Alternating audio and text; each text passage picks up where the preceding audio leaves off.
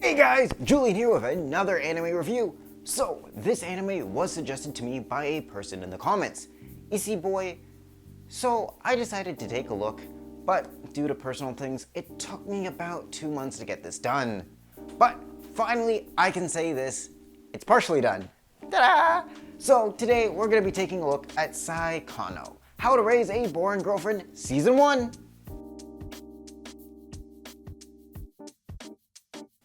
This review will cover only Season 1, as I've had a hard time finding the second season, and I actually still can't find the movie anywhere online.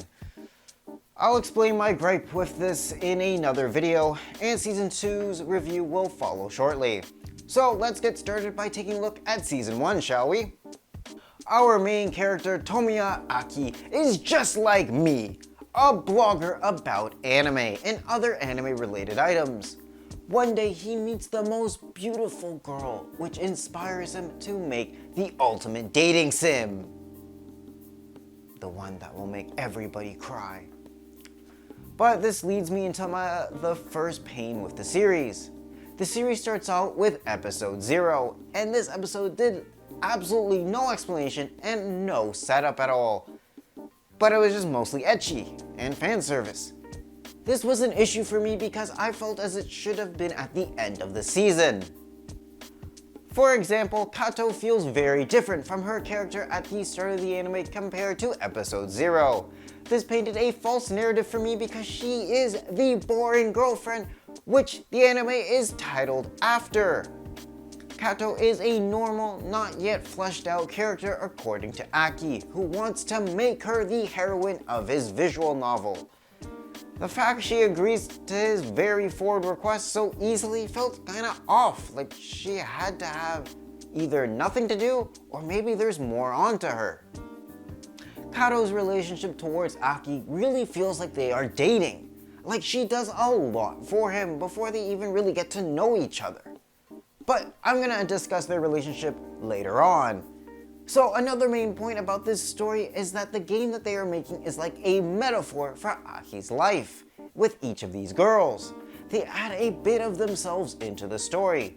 For example, Utaha adds her past with Aki, starting that she wanted the story to focus on the past, but Aki wanted to focus more on the present, but not forgetting about the past. The anime does a good job not being too aware of itself. While Aki tries to explain these tropes to Katou, he himself falls victim to these various tropes, such as the older senpai type character Utaha, and the childhood tsundere friend Eriri, also the kohai younger sister type Izumi. So where does Katou fit into all of this? Well, she's the underdeveloped heroine. Of course. Aside from the ecchi nature of the story, its narrative is very engaging and does a great job displaying otaku culture. The final episode of the season was absolutely great. The final member of the circle, Michiru, who is Aki's cousin, performs with her band and finally agrees to help Aki with his game. As an added bonus, we got to see them perform, and they did an absolutely amazing job doing the cover of Gurren Lagann's opening song. That anime is one of my absolute favorites of all time, and every time I hear its opening, it just gets me so pumped up. I absolutely love how they covered it. I had to watch it more than once. It was just great. I was thoroughly entertained. Now, Season 1 ends with the circle completing only one route of the game, and with 2 months left, will they make it to Winter Comiket? I don't know yet. We're gonna have to find out in Season 2, which I can't cover in this review because I haven't yet finished it, so stay tuned later. Now it's time for a Romance Corner, you know, my favorite time where we get to analyze all the romantic relationships, so let's take a look. Coming in at number 1, we have Aki and Katou. Katou's willingness to follow and indulge Aki's ideas and dreams are quite unheard of. I mean, she is just a normal girl who he is now transformed into a beginnings of an otaku. And the fact that she is willing to become the heroine of his game, jeez, I'm sure any regular girl would have just turned him down, but Katou didn't. I mean, they act as if they are dating. Katou is trying to be the perfect dream girl for Aki, and she's extremely supportive, always being there for him. I mean, they are glued at the hip. Like, it's crazy how much she does for him. Like, it's really hard to not see them anything but being boyfriend and girlfriend.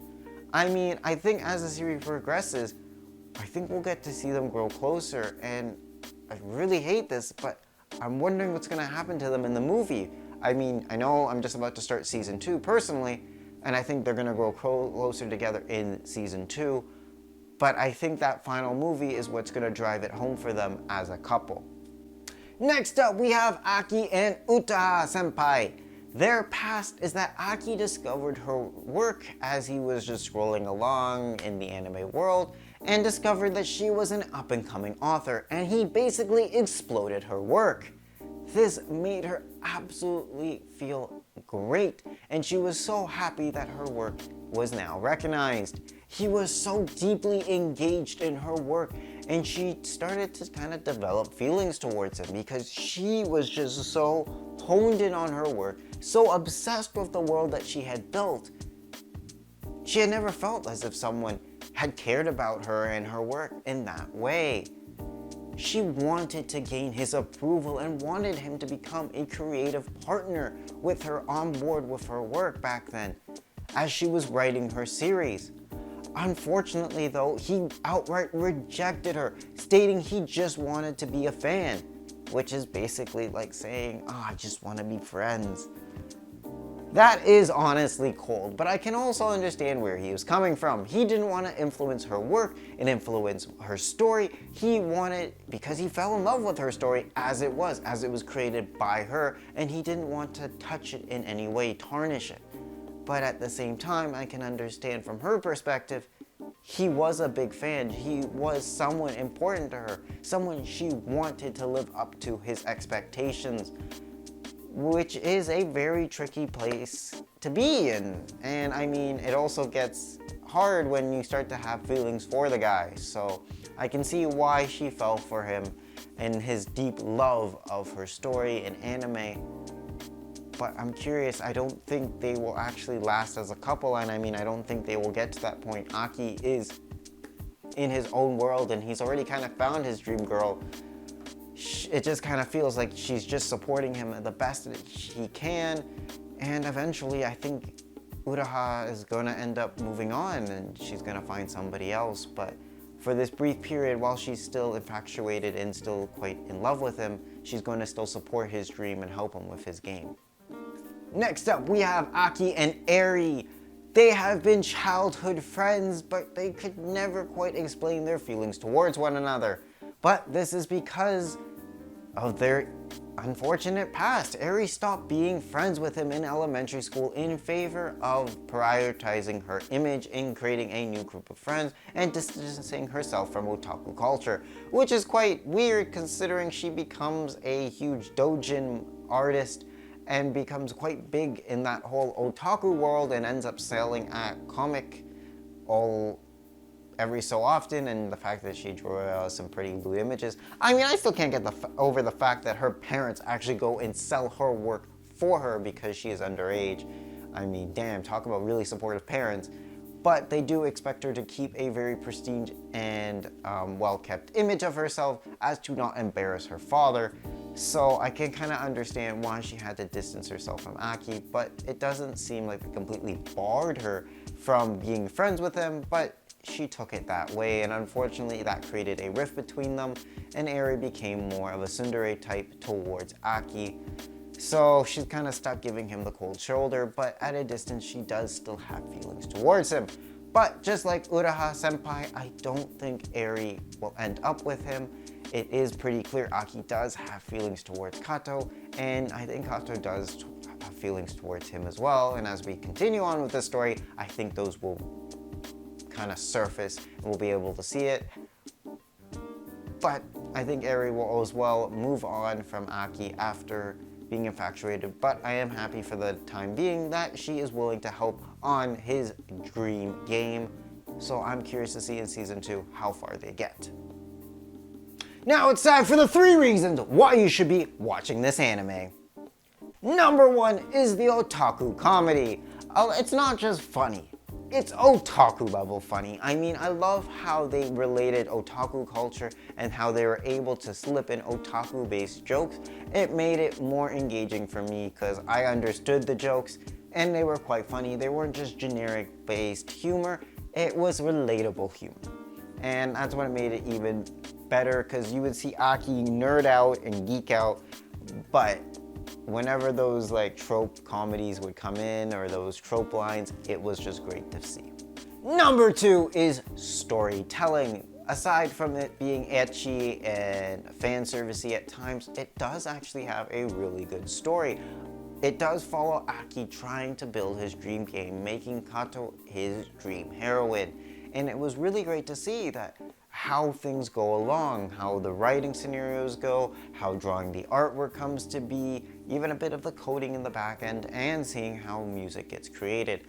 It was a very engaging story, and following Aki's journey, it was entertaining, it was engaging, it was compelling. I want to watch season 2 and find out what's going to happen next. I even want to see the movie and see how this whole story comes to an end. For number 3, it is relatable. It talks about all of the tropes, the goods and the bads of anime games, otaku culture, all of that.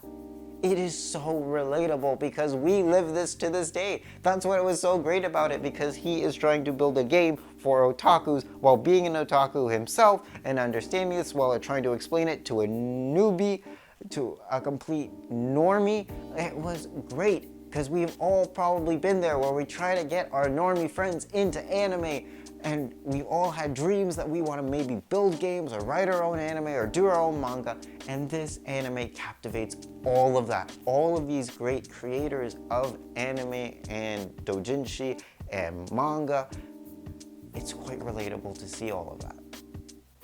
Now, with season 1's anime review complete, I can finally start on season 2, which hopefully shouldn't take me any much longer.